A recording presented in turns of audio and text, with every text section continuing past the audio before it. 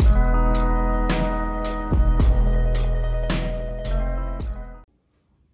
hold on, I'm coming.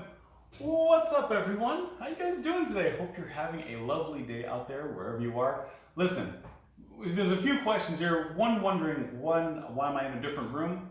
I don't know. I just felt like it. just felt like not being in the office today, or at least for this video. And then I have my phone. I'm using my phone to record. It is so high up right now. I have a chair, the cat scratcher, a pop figure, and some other assorted items to get it up to the height. Like I really could have just set up the camera in the other room like normal, and just done it like that, a lot easier. And yet I just wanted a change of scenery.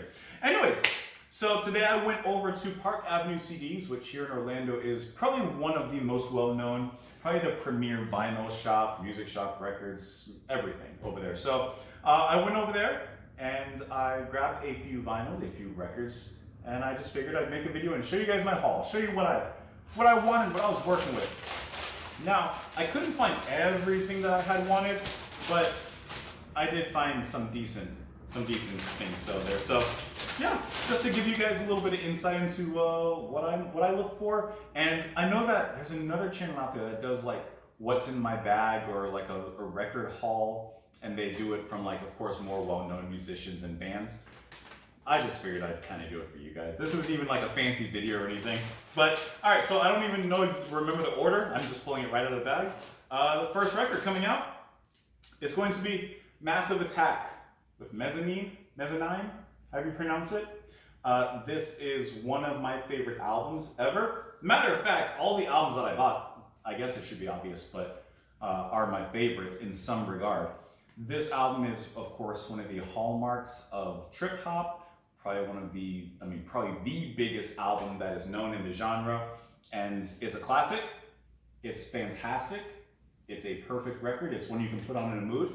And I'll be honest, with Massive Attack specifically, kind of all their records are kind of up there. I mean, I love them. So yeah, this, if for some reason you haven't heard this album, like, come on, like you need to hear that one. But what a great album. So love Massive Attack. And they introduced me into trip hop and probably even like turntablism, DJ Shadow introducing, albums like that. Anyways, moving on, we're pulling it out. And the next album we got here, I actually grabbed two. I didn't mean to grab two, I didn't realize it. Hold on, let me put one back. Okay, so we got Scaring the Hoes from JPEGMAFIA and Danny Brown. This is probably my album of the year from last year. I need to really make my best of 2003 video. Man, it's gonna be 2005 before I do that. But yes, I love this album. I am not familiar too much with their work as individuals, but the album artwork got my attention. Almost has a little bit of a blaxploitation kind of theme going on. And I love the music because it's so experimental in this kind of interesting way, but at the same time incredibly palatable. They did a fantastic job with this album. I had to pick it up. It's just sensational. Okay, the next one, I do know what this one is because I saw it when I pulled that out. Wes Montgomery with Full House. I love this album. To me, it's one of my favorite jazz albums. It's one of the albums that I was probably introduced to by my dad, and listening to jazz, and of course being introduced to Miles Davis, John Coltrane.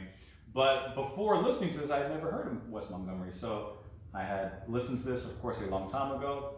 And man, if you want to hear some great jazz guitar that just hits all the right notes, this one's going to be it. Wes Montgomery is an incredible guitarist and player. Just, once again, really fantastic find. Really glad they have that one because that's one of my favorite albums ever as well. Let's see what's here next.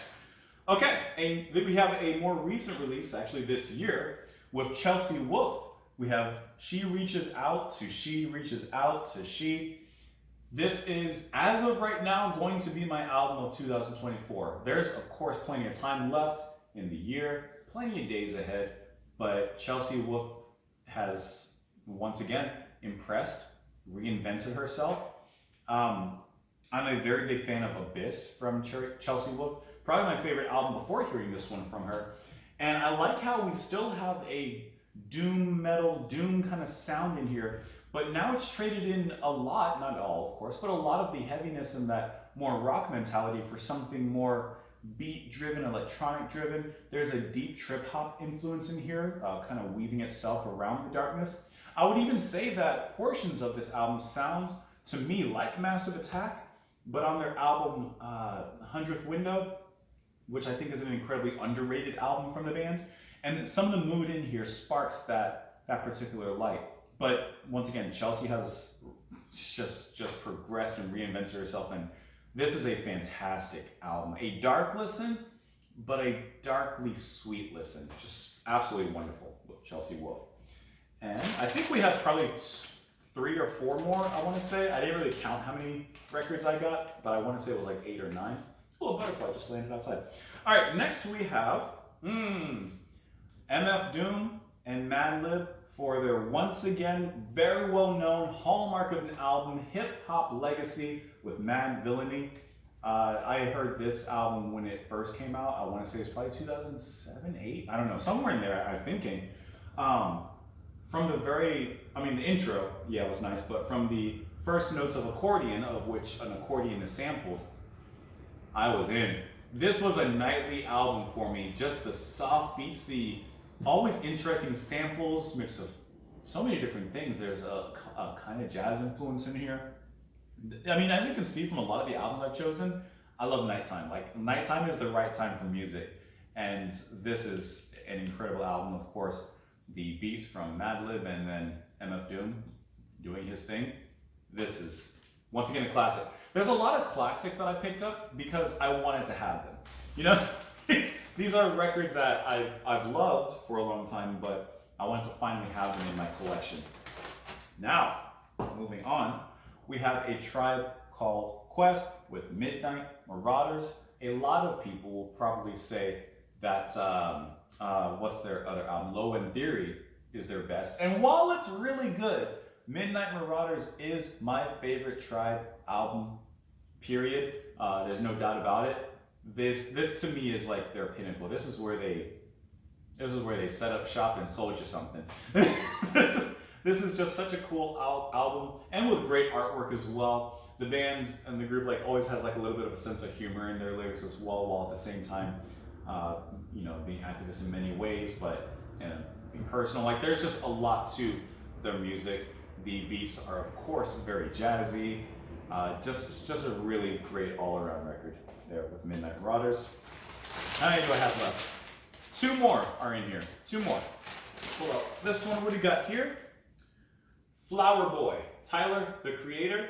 I had paid a little attention to Tyler as his career was growing, but I didn't really like pay a lot of attention to it. I heard a few tracks here and there, and I was like, okay, that's nice. But it was with this album. There's a hair on the back of the record. This was the album that I listened to from him, and it clicked. And I think a lot of people feel the same. This album was kind of a resurgence, a reinventing of Tyler into a more mature direction. And you can definitely hear that in the instrumentation and the sampling, even in his rapping, as it moves into a more personal direction instead of necessarily being more shock rock in a sense.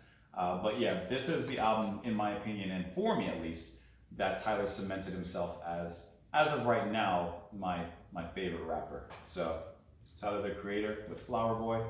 And the final record that I picked up, the final one.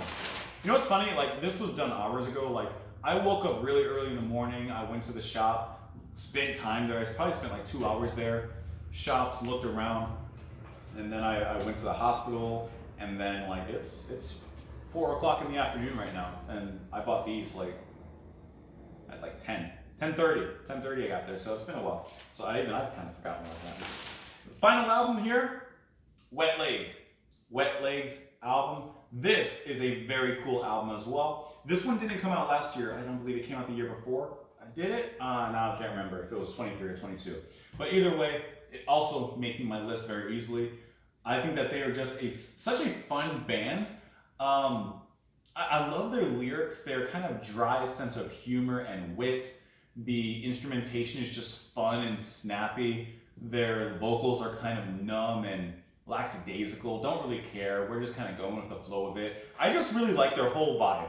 I just think that they're such a cool band, and I was very, very, very happy to pick this one up as well. Obviously, I didn't necessarily get everything I wanted. I mean, you know, if I had a huge budget, I'd have a big old haul.